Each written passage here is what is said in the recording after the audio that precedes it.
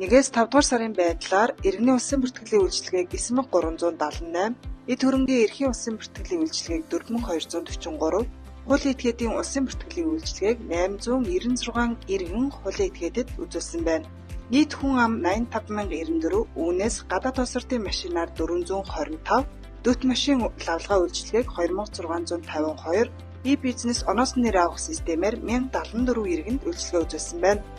Иргэний улсын бүртгэлийн үйлчилгээг төрсний бүртгэл 513, гэрэлтийн бүртгэл 105, нас барсны бүртгэл 188,